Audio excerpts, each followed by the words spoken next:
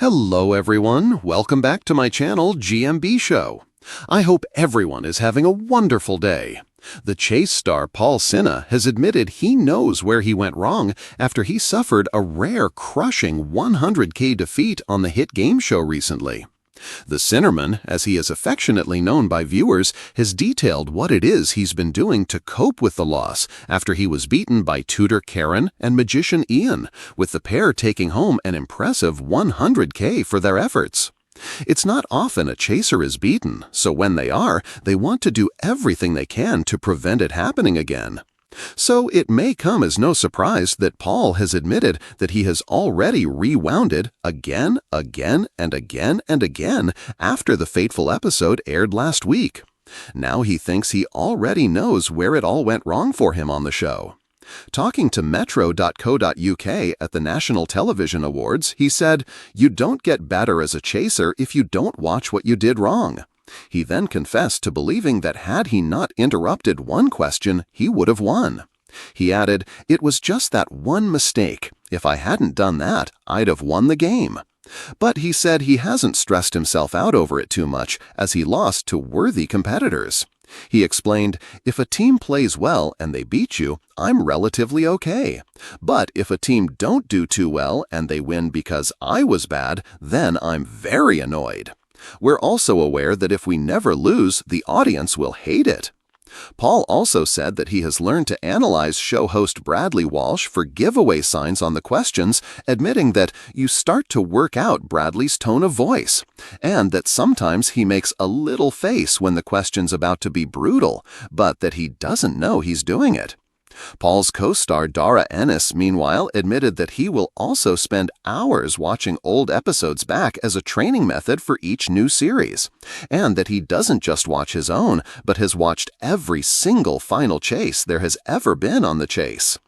Dara, of course, originally starred as a contestant on The Chase, putting on such a good show that he was eventually invited to join the cast as a chaser.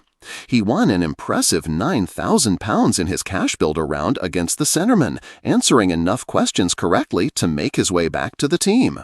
His three co-stars all then took lower figures, including 2 minus offers, meaning that in the final chase, when he won, he bagged just $1,575. Every champion faces a moment when the game doesn't go their way. But what happens when one of the greatest minds on television suffers a defeat so crushing it sends shockwaves through fans across the world? Today, we step inside the heart of the chase and into the personal battle one star has been fighting ever since.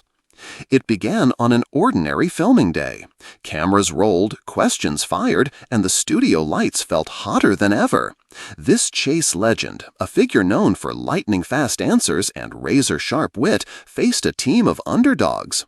On paper, it should have been an easy victory. But the tide turned. One question, then another, slipped away. And in the final chase, they lost. Not just by seconds, but by a margin fans had never seen before. Gasps filled the studio. Online, viewers replayed the moment in disbelief. For the chaser, it wasn't just a loss. It was a personal storm brewing.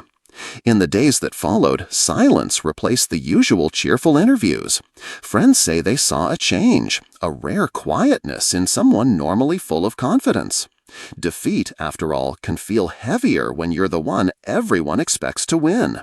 This wasn't just about a game. It was about pride, reputation, and the very identity that had been built over years of unshakable victories. And yet, that silence was not surrender. Behind closed doors, a decision was being made. When the chaser finally spoke, it wasn't to make excuses. It was to reveal something extraordinary. He admitted he'd been pushing himself harder than ever. Late-night study sessions, revisiting old question banks, even working with memory coaches to sharpen recall speed. It wasn't punishment. It was transformation. The defeat had ignited a fire, turning every moment into an opportunity for growth. He spoke about walking miles every morning, mentally answering trivia questions with each step, and how this intense routine wasn't just about winning again, it was about rebuilding from the inside out. And here's where the story turns from competition to inspiration.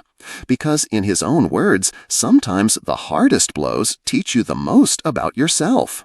The chaser didn't want sympathy, he wanted the challenge. He embraced the discomfort because it meant he was still growing, still reaching for something higher. And for fans watching, it became more than just a comeback story. It became proof that even the brightest minds can rise stronger after falling. So, the next time the chase returns, will this be the redemption fans have been waiting for? Or will fate deal another unexpected twist? All we know is, the fire is lit, the mind is sharper than ever, and the game will never be the same again.